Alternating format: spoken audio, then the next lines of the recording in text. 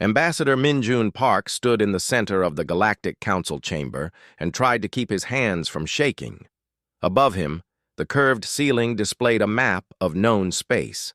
Thousands of stars glittered there, each one representing worlds that belonged to the 47 species of the Council. For 50 years, humanity had worked toward this moment. For 50 years, they had proven themselves worthy. Today, they would finally become full members. Or so Min Jun had believed. The chamber itself was massive, built to accommodate species of all sizes and environmental needs. Some council members floated in tanks of liquid, others perched on heated stones. A few existed as energy patterns contained in crystal spheres. Min Jun had always found the diversity beautiful. It gave him hope that there was room in the galaxy for everyone. Beside him, Soo-yeon Kim shifted nervously. She had served as humanity's cultural attaché for 15 years. She knew these aliens better than almost any human alive. Right now, her face showed worry that made Min Jun's stomach turn cold. Council Speaker Velthar rose from the central podium. The insectoid alien's compound eyes caught the light, creating rainbow patterns across the chamber walls. When Velthar spoke, translation devices converted the clicking sounds into words everyone could understand. "The Council has reviewed humanity's petition for full membership," Velthar announced. "We have studied your species carefully. We have watched how you interact with other civilizations. We have examined your values and your actions." Min Jun felt a spark of hope. They had done everything right. Human traders had brought prosperity to frontier worlds. Human doctors had saved millions of lives across dozens of species. Human teachers had shared knowledge freely. Human engineers had solved problems that had stumped Council scientists for generations. "We have reached our decision," Velthar continued. "The answer is no. Furthermore, humanity is hereby expelled from probationary status and exiled to your home system." The words hit Min Jun like a physical blow. Around the chamber, alien representatives remained silent. Some looked away. Others stared with what might have been pity or fear. "There must be some mistake," Min Jun said, his voice cracking. "We've done everything you asked. We've followed every rule. We've contributed to Council society in countless ways." "That is precisely the problem," Velthar replied. "You have contributed too much. You have changed too much. You have disrupted the natural order of galactic civilization." Soo-yeon stepped forward. "What are you talking about? We've only tried to help." A council member from the Antarian delegation spoke up, a being that looked like a collection of floating crystals. "You blur the boundaries between species. You form emotional bonds without regard for genetic compatibility or social hierarchy. You spread dangerous ideas." Dangerous ideas? Min Jun felt anger replacing his shock. Like what? Equality? Individual freedom? The belief that every sapient being deserves respect? "Exactly those ideas," Velthar said flatly. "The Council maintains order through clearly defined hierarchies. Each species has its place, its role, its boundaries. Humans refuse to acknowledge these necessities. Worse, you convince others to abandon them as well." Another council member, a reptilian creature from Draken Prime, added its voice. "Human traders marry into alien families. Human teachers fill young minds with notions of personal liberty that conflict with traditional authority. Human medics save lives without checking political status or social rank. This cannot continue." Min Jun looked around the chamber, searching for allies. The two species who had voted against the exile avoided his eyes. They had tried, but they were too few. "You're afraid," Soo-yeon said quietly, "not of what we'll do to you, but of what your own people will do if they learn there's another way to live." Velthar's mandibles clicked in what might have been agreement or anger. "The Velthar Directive is now in effect. All humans must return to the Sol system within 90 days. Any alien who chooses to accompany them will be considered corrupted and likewise exiled. The Sol system will be surrounded by autonomous defense satellites. Any ship attempting to leave will be destroyed. Any ship attempting to enter will be destroyed. This is final. You're separating families, Minjun said, his voice rising. There are thousands of humans married to aliens. There are children. They should have considered that before forming such inappropriate attachments, Velthar replied. The directive includes provisions for genetic offspring. Mixed children may choose which parent to accompany, but they cannot remain with both. Min Jun felt sick. He thought of his colleague Jun Ho, married to an Antarian scientist for 12 years. They had 2 children. He thought of young Da-Un, his own daughter, who was engaged to a Centauran artist. He thought of the thousands of families about to be torn apart. This is wrong, he said. This is cruel and unjust. This is necessary, Velthar said. The council has spoken. You have 90 days. Min Jun straightened his shoulders. If this was to be his last speech to the council, he would make it count. You think you're protecting your civilizations, but you're only protecting your power. You're afraid that if your people see humans and aliens living as equals, forming families, sharing cultures, they'll demand the same freedom. You're right to be afraid. Not because we're a threat, but because freedom is contagious. Love is contagious. The belief that every being deserves dignity and choice is contagious. He paused, looking at each council member in turn. You're making a mistake. Not just morally, but practically. You're taking everything we could have built together and throwing it away. But I promise you this.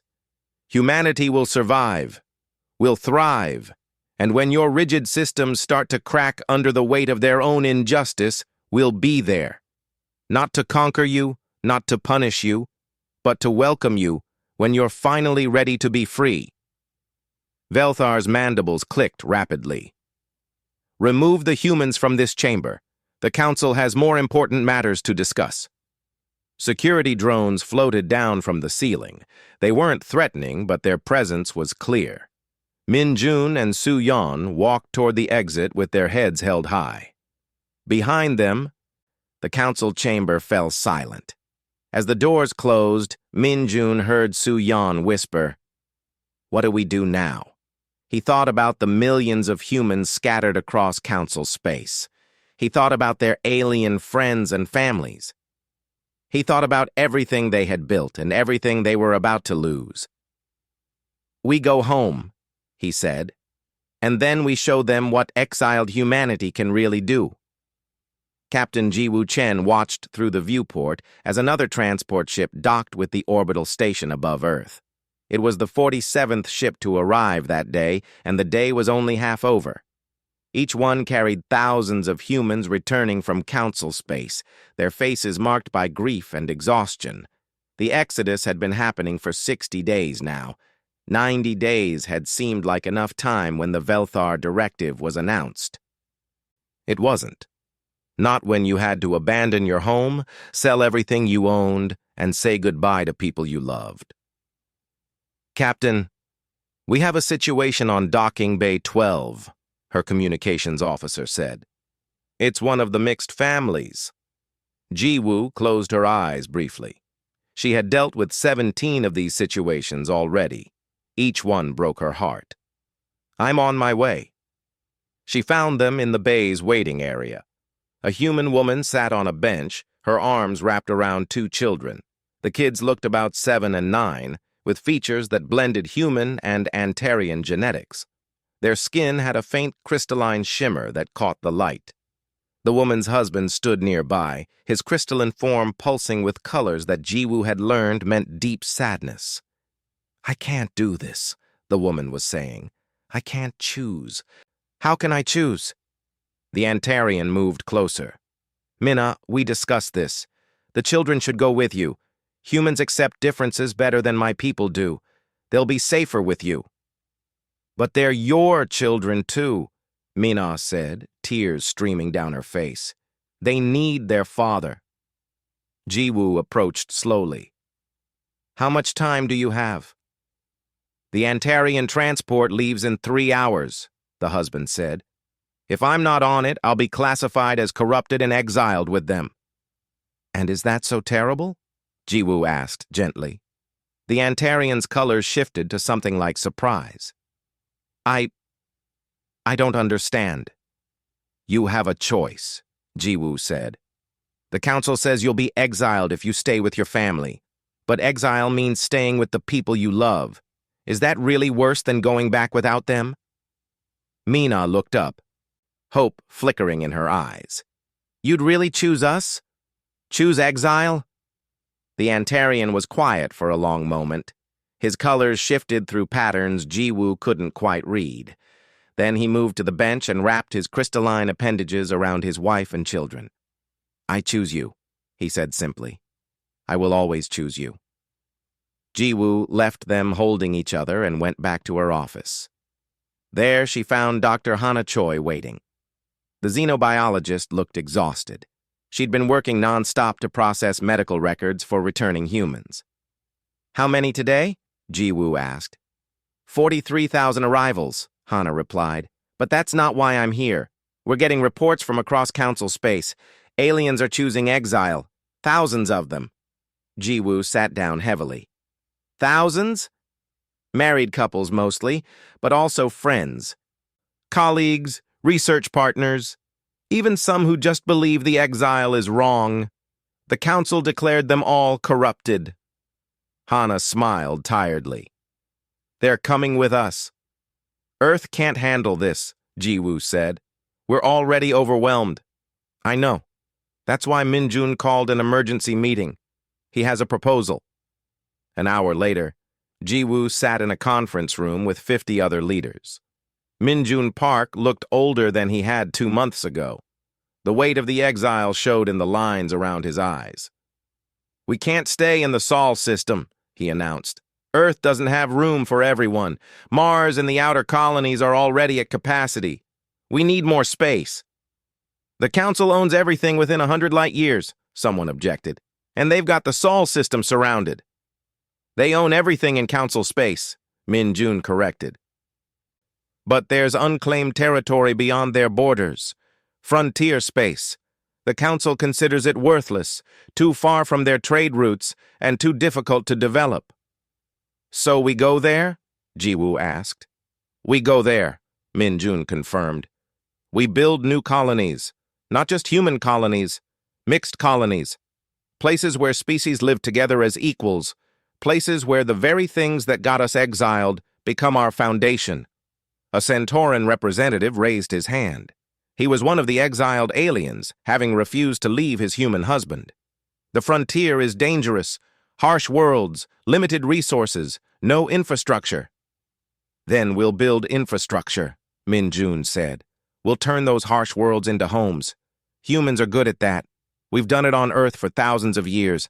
Ice ages, deserts, mountains, oceans. We survive. We adapt. We thrive. Hana leaned forward. What exactly are you proposing? Min Jun activated a holographic display. It showed a region of space beyond council borders, dozens of star systems scattered across hundreds of light years. I'm proposing the Open Hand Initiative. We take every ship we have and we head for the frontier. We establish colonies on every habitable world we can find. We create a new civilization built on the principles that terrified the council. No slavery, no rigid hierarchies, no forced separation of families. Anyone who wants freedom can join us. You're talking about building an empire, someone said. No, Min Jun said firmly. Empires are built on conquest. I'm talking about building a refuge, a place where different species can live together, work together, love each other without fear.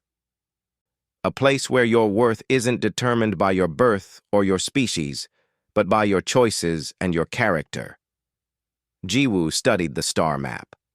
It'll take everything we have, every resource, every ship, every person working together. Yes, Minjun agreed. It'll be the hardest thing we've ever done. We'll lose people. We'll struggle.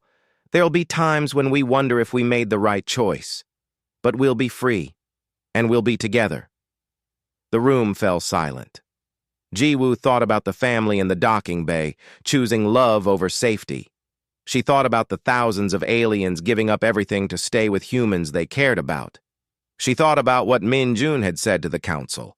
Humanity will survive. Humanity will thrive. "I'm in," she said. "My ship and my crew." Others began voicing agreement. The Centauran representative stood. "My people may have exiled me, but I am still Centauran. I know their technology. I can help build better ships, better systems." An exiled Dracon added, "My species knows extreme environments. We can help make harsh worlds habitable." One by one, people offered their skills, their knowledge, their commitment. Human and alien voices mixed together, planning the impossible. Min-jun watched them with something like wonder in his eyes. The council wanted to isolate us.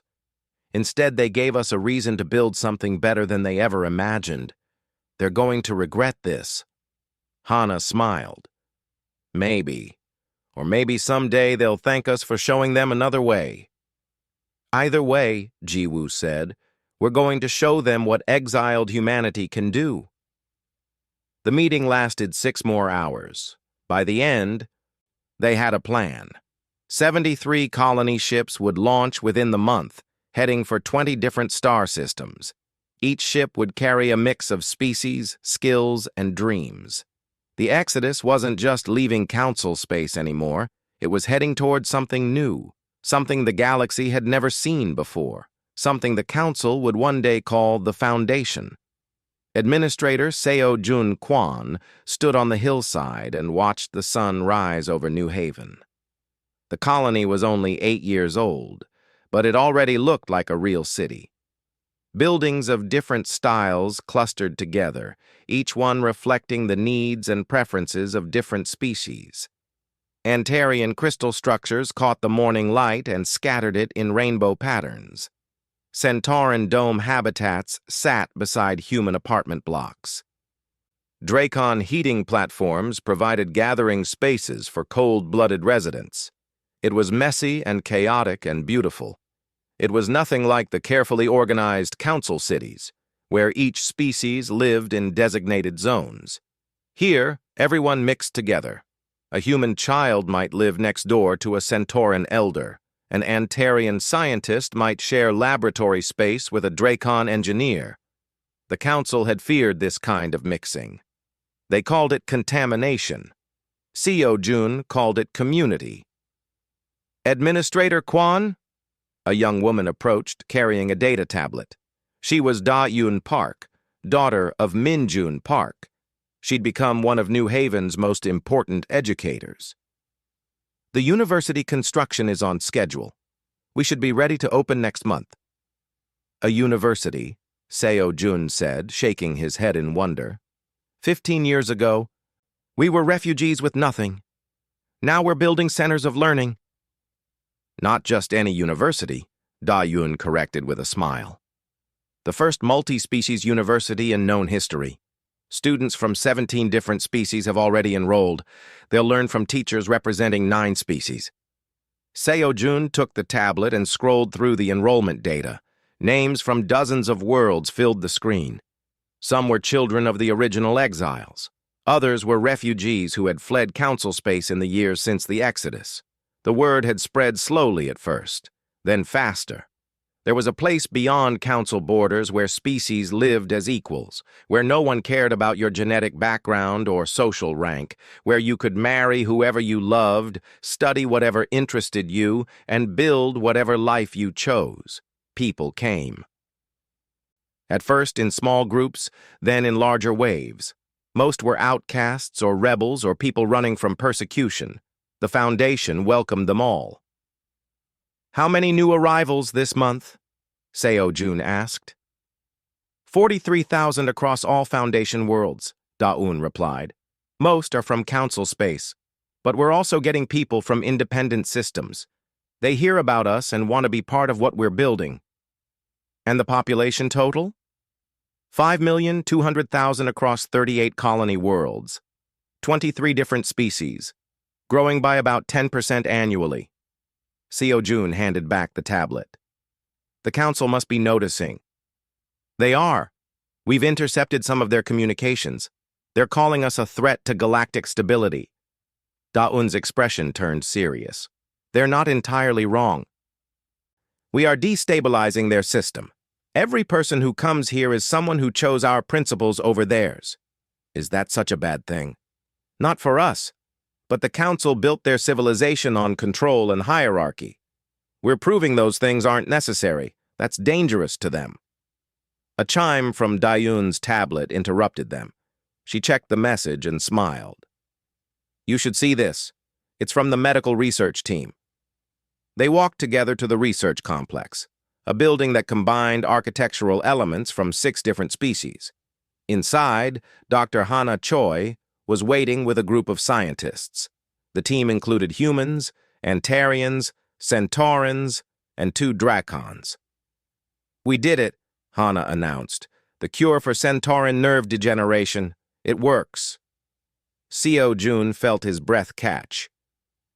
Centauran nerve degeneration had plagued that species for generations. Council scientists had tried for decades to solve it without success. How? He asked. A Centauran researcher named Corvell answered. We combined human medical knowledge with Antarian crystalline technology and Dracon thermal regulation techniques. No single species could have solved this alone, but together we found the answer. Hana brought up a holographic display showing the treatment process. The cure uses engineered Antarian crystals to repair damaged neural pathways while Dracon thermal proteins prevent further degradation. Human stem cell research provided the regeneration component. It's a perfect synthesis of different approaches. This is going to change everything, Da-un said quietly. She was right. Over the next months, word of the cure spread through underground channels. Centauran families in Council space heard that the outcasts and exiles had accomplished what the Council's best scientists couldn't. Some began to question why their government had isolated these people in the first place, but the medical breakthrough was just the beginning. Foundation scientists, working across species lines, began producing innovation after innovation. Agricultural techniques that combined Dracon environmental knowledge with human genetic engineering. Energy systems that merged Antarian crystal technology with human fusion power. Communication networks that incorporated insights from 7 different species. The Council had assumed that keeping species separate would maintain their competitive advantages. Instead, the Foundation proved that cooperation produced better results than isolation. Co Jun watched it happen with a mixture of pride and concern. Pride because they were building something remarkable. Concern because the Council would not ignore them forever. His fears proved correct 6 months later, when a Council surveillance ship was detected at the edge of Foundation space. It observed for 3 days, then departed. A week after that, Foundation intelligence intercepted a Council directive classifying them as a developing threat. Min-Jun Park, now president of the Foundation Council, called an emergency meeting. Co Jun attended along with leaders from all 38 colonies. They're watching us, Min-Jun said, analyzing us, trying to decide how to handle the fact that we're growing and thriving. Let them watch, said Commander Ji-Hoon Lee, head of Foundation Defense. We're not doing anything wrong. We're just living our lives. We're doing something very wrong from their perspective, Da-un countered. We're proving their entire system is unnecessary. Every breakthrough we make, every happy mixed species family, every refugee who chooses us over them, it all undermines their authority. So what do we do? Someone asked. Min-Jun looked around the room at the assembled leaders. Human and alien faces looked back at him, waiting for guidance. We keep building, he said. We keep innovating. We keep welcoming anyone who wants freedom. But we also prepare, not for conquest. We'll never be that. But we need to be ready to defend what we've created. Because sooner or later, the Council is going to try to take it away. Seo Jun returned to New Haven with a heavy heart. He'd hoped they could simply exist in peace, building their new civilization without conflict. But he understood the reality. The Foundation's very existence challenged everything the Council stood for. That evening, he stood again on the hillside, watching the lights come on across the city. Human and alien families were sitting down to dinner together. Students from different species were studying together at the university. Workers from multiple backgrounds were collaborating on construction projects. A young boy ran past, laughing. He was human Centauran, one of the children who would have been forced to choose between parents under council law. Here, he had both. Here, he had a future. Whatever came next, Seo Jun thought, this was worth protecting. They had built something beautiful from exile and rejection. They had turned isolation into opportunity. The Council had tried to contain humanity's dangerous ideas. Instead, they had given those ideas room to grow into something magnificent. The Foundation was no longer just a refuge for outcasts.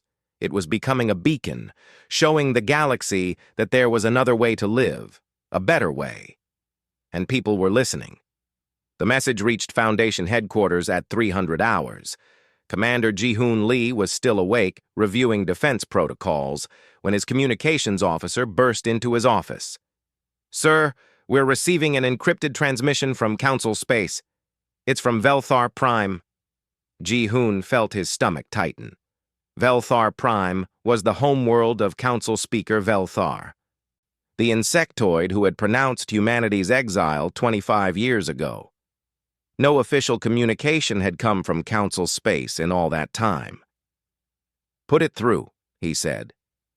The holographic display activated, but it didn't show an official Council transmission. Instead, a young Velthar scientist appeared, her compound eyes reflecting obvious fear.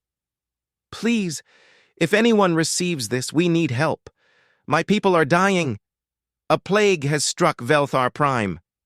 Our medical facilities are overwhelmed. We've lost 3 million already, and the infection is spreading.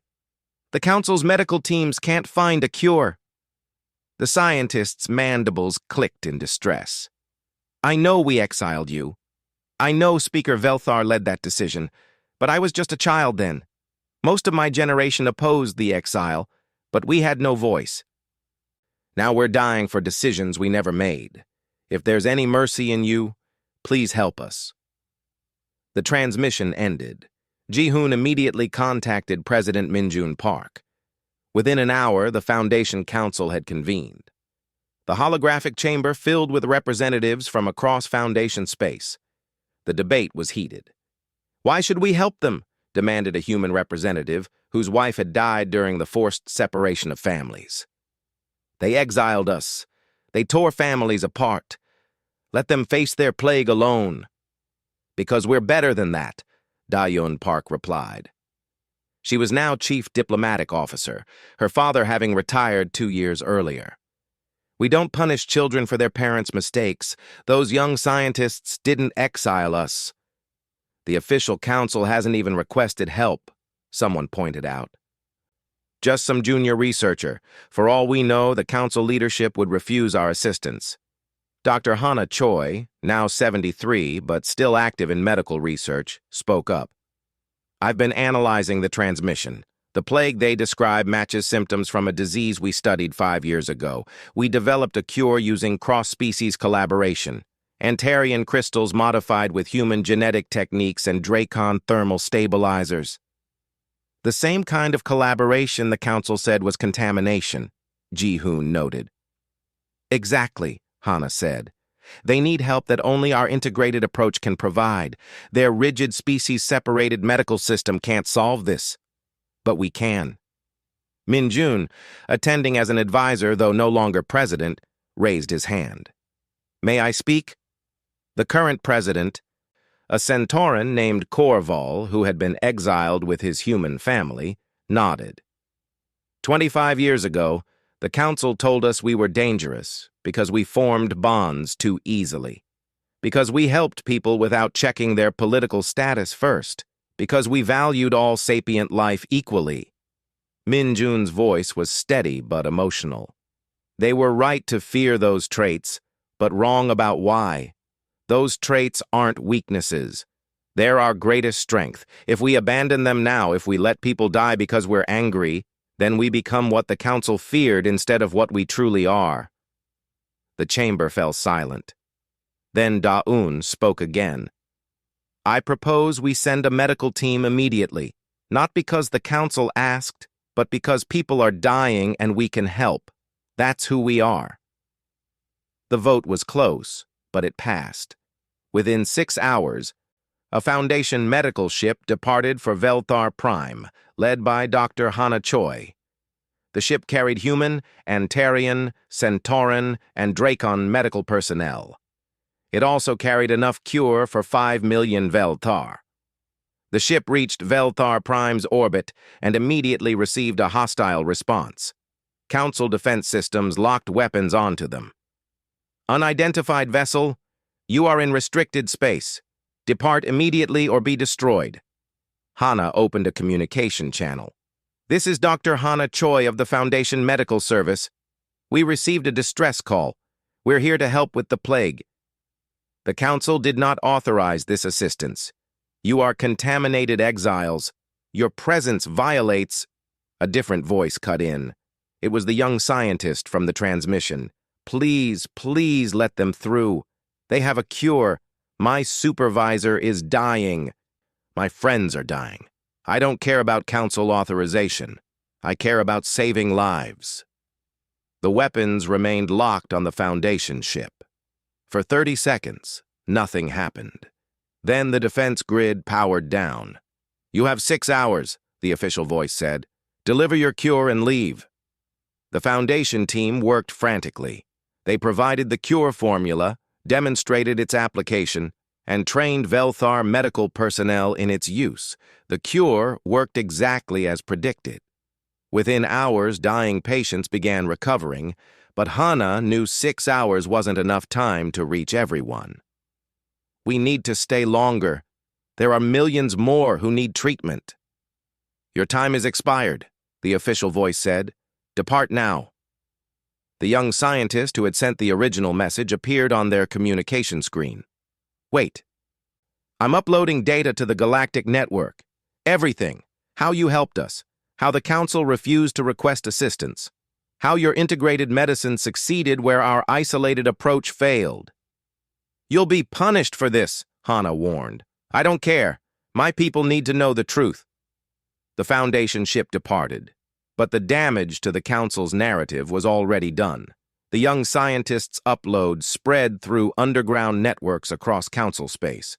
Citizens of dozens of species learned that the exiled contaminants had saved Velthar lives while the Council stood by. The response was immediate and explosive. On 17 Council worlds, protests erupted demanding reform. 3 member species formally petitioned to leave the Council and join the Foundation. The Council's unity, maintained through fear and control for centuries, began to fracture. Council Speaker Velthar, now elderly and desperate to maintain power, made a fatal mistake. He announced that the Foundation was a threat to galactic stability and must be eliminated. He mobilized the Council military, calling for a quarantine action against Foundation space. When the news reached Foundation headquarters, Ji-Hoon Lee stood before the Defense Council. They're coming. Intelligence suggests a fleet of 300 ships. Can we fight them? Someone asked. We have defensive capabilities, Ji-Hoon said, but we've focused on protection, not warfare. Our fleet is a quarter their size. Da-Yun stood. Then we don't fight them with weapons. We fight them with what we've always fought with: truth, compassion. The proof that our way works better than theirs. How? Ji-Hoon asked. We meet them at our borders. We broadcast our message not just to their commanders, but to every crew member on every ship. We remind them that we welcomed their refugees, we cured their plagues, We've never attacked anyone. We only want to live free. Min Jun, watching from the back of the room, smiled. His daughter had learned well. And if they fire anyway? Ji-hoon pressed. Then we defend ourselves, Da-eun said, but we make it clear that every shot they fire is against people who only wanted to help, against families, against the very ideals they claim to uphold. The plan was set. The Foundation fleet moved to the borders of their space. They waited for the Council forces to arrive. The reckoning was coming. The Council fleet emerged from faster-than-light travel at the edge of Foundation space exactly when intelligence predicted. 300 warships arranged in attack formation, weapons powered, and targeting systems active. It was the largest military mobilization in Council history. Commander Ji-hoon Lee stood on the bridge of the Foundation flagship, the New Dawn. Around him, his crew worked with calm efficiency. They were ready. "Open all channels," he ordered. "I want every ship in both fleets to hear this." The communication officer nodded. "All frequencies open, sir. Everyone will hear." Ji-hoon took a breath. "This is Commander Ji-hoon Lee of the Foundation Defense Force. 25 years ago, the Galactic Council exiled humanity because we formed bonds too easily, because we treated other species as equals, because we helped people without checking their political status first. Today, you've come to destroy us for the same reasons." He paused, letting his words sink in. On 300 Council ships, crew members were listening. Human, Antarian, Centauran, Draken, Velthar, dozens of species all receiving his message. "Look around your ships," Ji-hoon continued. "You're fighting alongside species your governments tell you to keep separate. You're following orders from leaders who maintain power through division. Ask yourselves, what are you really fighting for?" From the Council fleet, a response came. It was Council Admiral Thren Zak, a hardline military officer. "You are a contamination, a threat to proper galactic order. Surrender now or be destroyed." "We won't surrender," Ji-hoon said. "But we also won't fire first. We never have. Look at your intelligence reports. In 25 years, the Foundation has never attacked anyone. We've only defended refugees, cured diseases, and built homes for those seeking freedom." President Da-Yoon Park's voice joined the broadcast. "Members of the Council fleet, many of you are from species we've helped. Velthar, we cured your plague when your own council delayed. Centaurans, we solved your nerve degeneration. Antarians, we welcomed thousands of your refugees fleeing political persecution. We've never asked for payment or loyalty. We only ask that you live free." On the Council ships, crew members exchanged glances. Some had family members living in Foundation space. Others had heard stories of the freedoms enjoyed there. A few had secretly wished they could defect, but feared the consequences. Admiral Thren Zak's voice came again, but it sounded less certain. "You destabilize the galactic order. You encourage rebellion and disorder."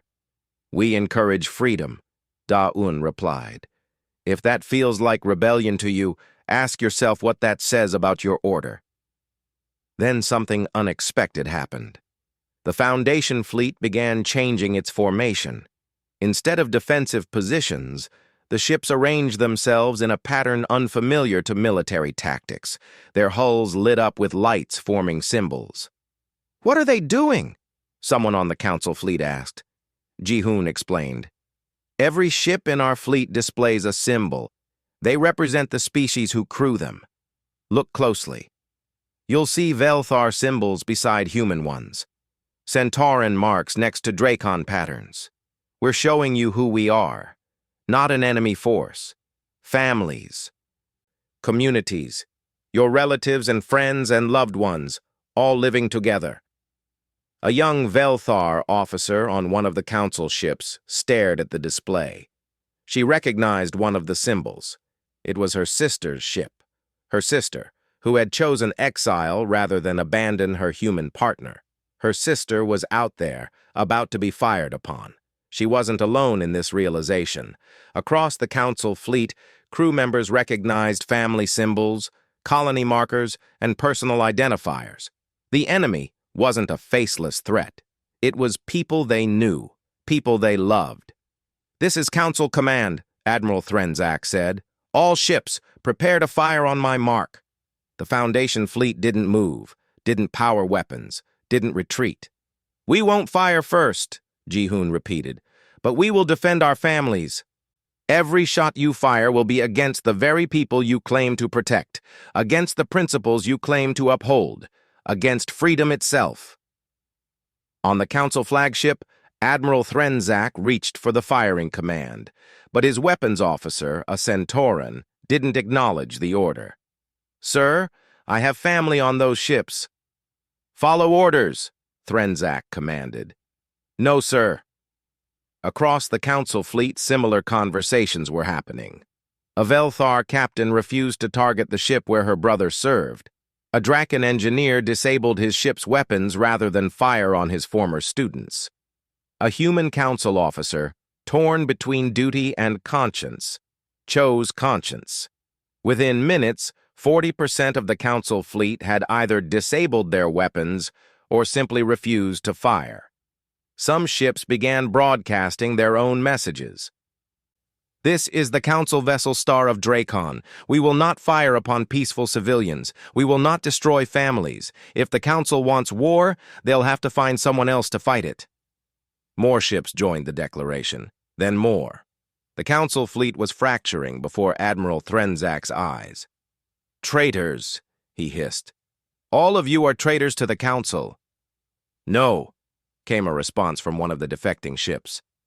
"We're loyal to something more important than the Council.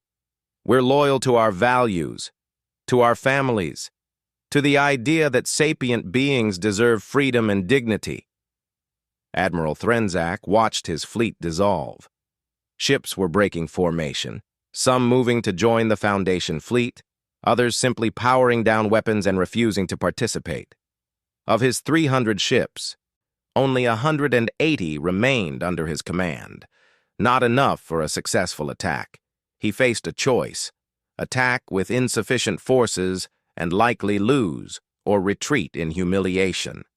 Either way, the Council's show of force had failed spectacularly. He chose retreat. All loyal ships fall back to Council space. As the remaining Council vessels withdrew, something remarkable happened. 47 ships didn't return with them. Instead, they requested permission to join the Foundation. Da-un welcomed them personally. "You're all welcome here, not as defeated enemies, but as friends finally coming home."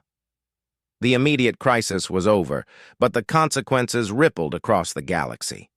Within a week, 8 Council member species formally withdrew from the Council and petitioned to join the Foundation.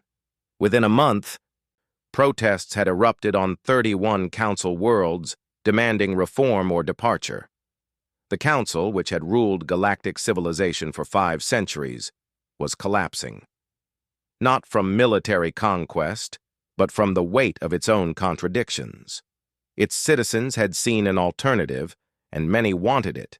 5 years later, the landscape of known space had transformed completely. The old Galactic Council consisted of only 12 species, isolated and declining. The Foundation had grown to include 31 member species across 200 worlds with a population of 150 billion.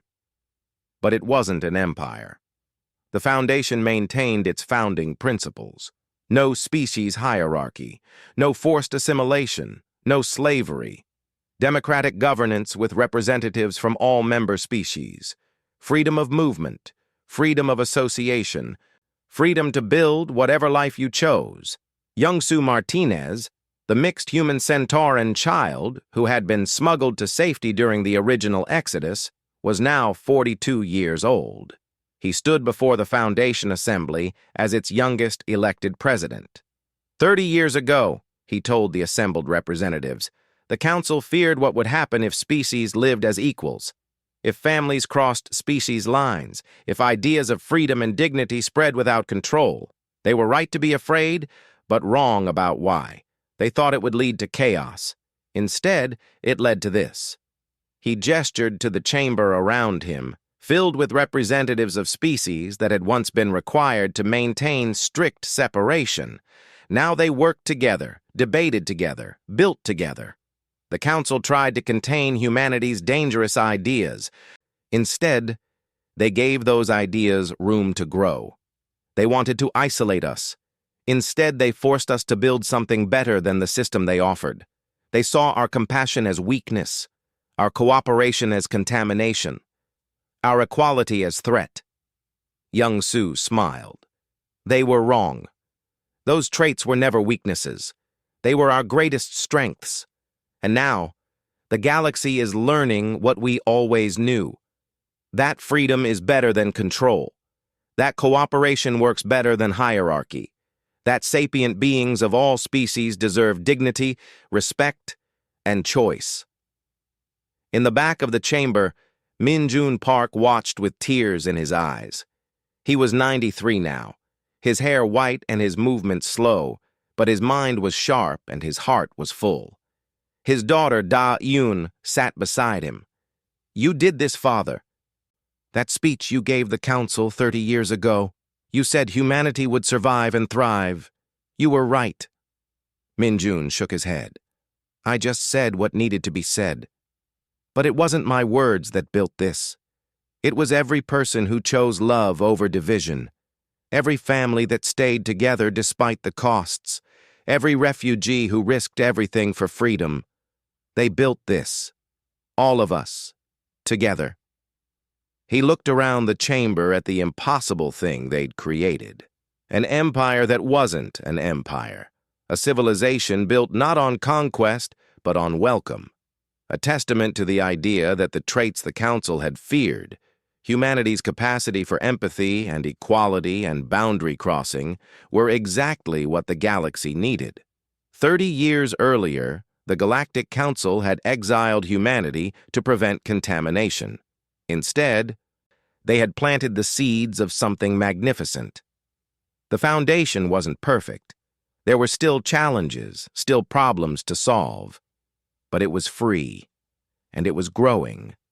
The exile had become an empire, not of conquest, but of choice, not of domination, but of cooperation, not of fear, but of hope. And across known space, sapient beings of every species looked to it and saw a future worth building. Together.